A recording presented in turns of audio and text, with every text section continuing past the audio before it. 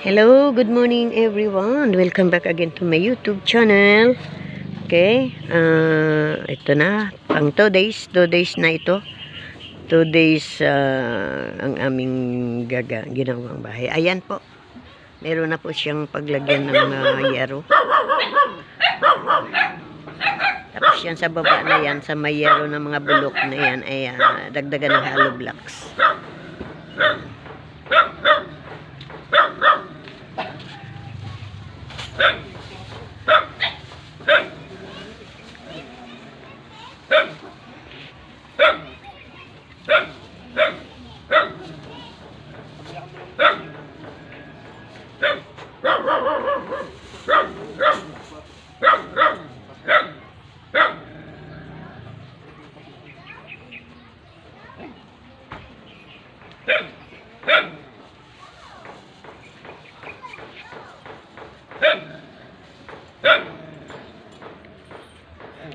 At thank you Lord, at sobrang init na ngayon.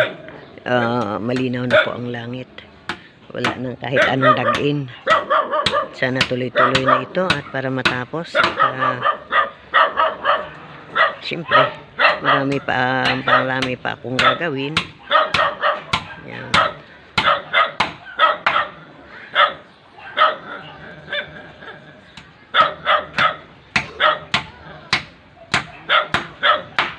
Maganda yan at pagka malagyan na yan ng mga pangalan yan ng pagpakuan ng yero, may yero na siya, pwede nang baklasin yung mga bulok. Yan. Dahil pag baklasin na agad na wala pa yan, mababasa, wala matulugan sila. Ayan po, ikabit mo ng yero bago yan babaklasin ng mga bulok na yan. Napataas na ang bubong at sobrang sobrang mababa ang bubong ko. Yung mga bulok na na yan, mababa po siya. Pag may matangkad na tao yan ay sagad na sa bubong ang ulo, wala bunggo ng ulo. Ayan.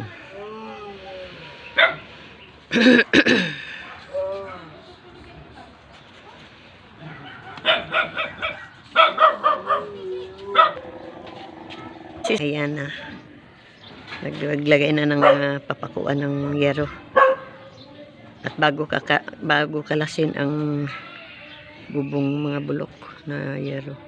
Yan. Pagkatapos niyan magpapako na yan.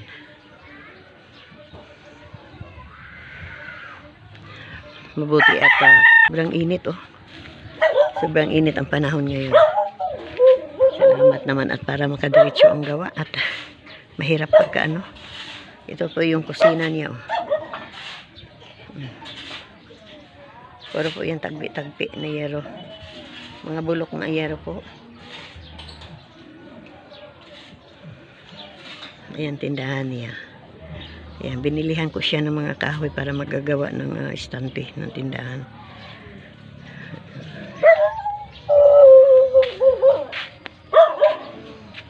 Maraming salamat talaga at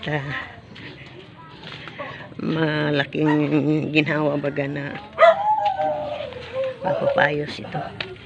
Delikado man to. Ano baga ito? Ilat? Ilat pala. Ilat pala yan. Ayan po mga yero niya. Yan lang. Parang hindi ko alam kung hinihingi lang mga Tapos yung banyo.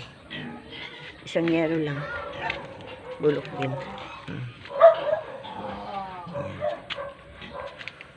Ilat pala ito ang likod. Mga bulok po yung mga yero. O at least mapalitan na maganda ng yero.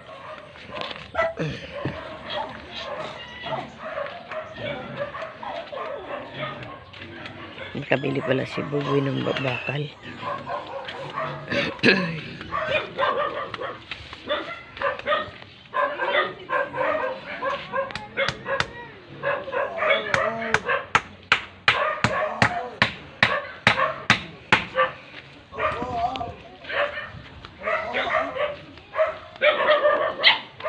Day 2.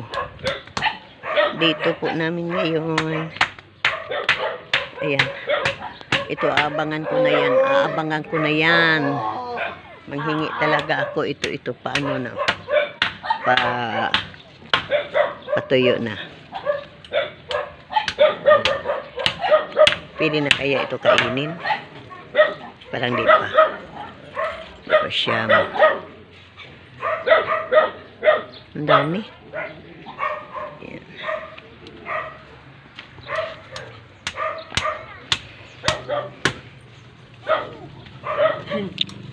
Nagtumai pala, uy, sa ilalim ng ano. Sabi ko, ilaw ko madaling aga, ilaw ko baka niya tumay.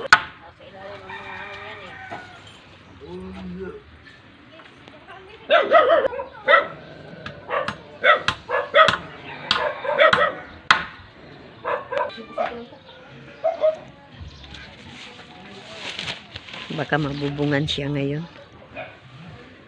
Ayan si Saina. Ganda na ang bahay na ito.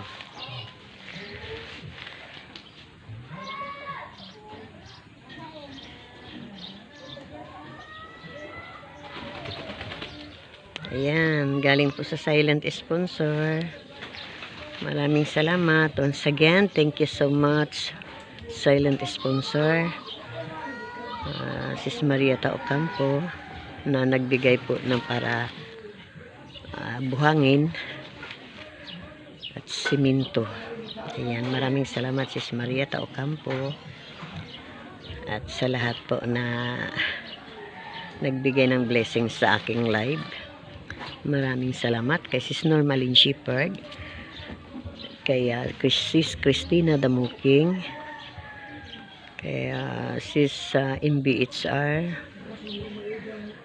Lalabs Lopez Roda, Lalabs Jean Esterdibant, Langga Ate Feliciang, mega love shout out, at lalo na sa aking sister na si Salima Panaptek na nagbigay dito kay Tatay Pedro ng isang walker. Maraming salamat, sister. Ayan, shout out po sa aking mga friends dyan. Pasensya muna kayo at di ako makapag-live. At pangalawa, may ubo ako. May ubo at iba pa ang aking boses. Ngungo pa no, dahil sa sipon ko. At wala nang lagnat. Wala na siyang lagnat. Ubo na lang at sipon. Di muna ako makapag-live at unahin ko muna ito. Dahil oras na talaga ito na buong araw na magawa at walang ulan. Sana naman pwede na uulan, no? At parang matapos na ito. At kami ni Sis Lori di Magalpo Vlogs ay pupunta po ng Lipas City. Doon kami mag-scouting. Dahil wala na po ditong may scout sa Dait. Sa dami naming mga scouter dito, mga vlogger, lahat po ay nasuyod na, ano? Kaya doon muna kami ni Sis Lori di Magalpo Vlogs sa Lipas City. At walang mga charity vlogger doon. Parang ako lang ang charity vlogger dahil wala pa ako kay Kuya Bal.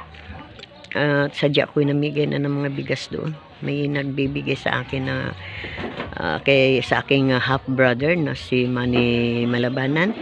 Binigyan ko niya ako ng 4 na tag 50 kilo. 50 kilos yun. 4 na sako.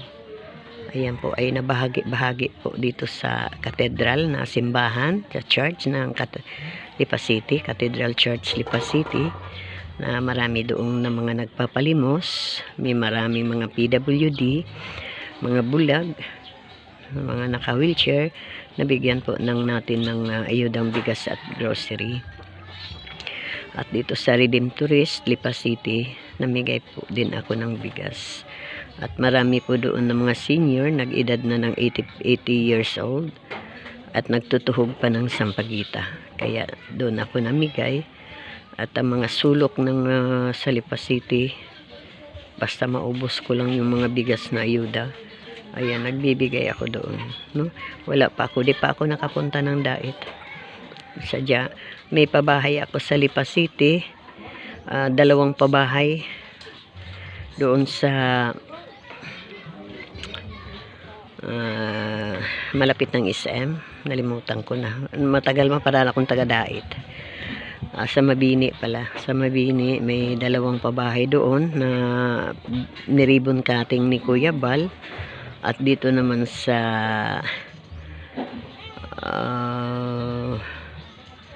Ludlud, may isang pabahay. Basta 3 ang napabahay doon, no? Ako ang aking pabahay yun, no? 3 sa Lipa. Ako ang nagpapagawa at si Kuya Bal pinagkatiwala niya ang pera sa akin, no? Ako naman ang nagpapagawa. Pumunta lang sila Kuya doon na para mag-ribbon cutting, at ni-ribbon cutting din niya dito sa aking lugar na napabahayan ko, si Tatay Emong at si Nanay Josie Makuha. Kaya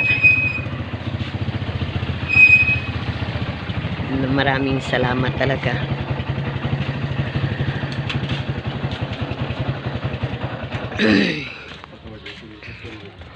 Tatlo, 4, 5, mga pa-6 na pabahay na ako. Naka-6 na pabahay na pala ako. Ayan. I'm proud to be me. Ayan, maraming salamat. Maraming salamat. Ayan, sa silent sponsor natin, maraming salamat. Sa wheelchair na binigay ni kay Kuya Aboy, no? At sa sari-sari store, ayan, sari-sari store ni Ate Bibi, galing din sa silent sponsor. At itong pabahay, galing din sa kanya. Isa lang itong sponsor na yan. Tapos si Sis Marieta Ocampo, maraming salamat sa nag-ambag po siya ng para semento at buhangin. Maraming salamat sa inyo, and God bless us all.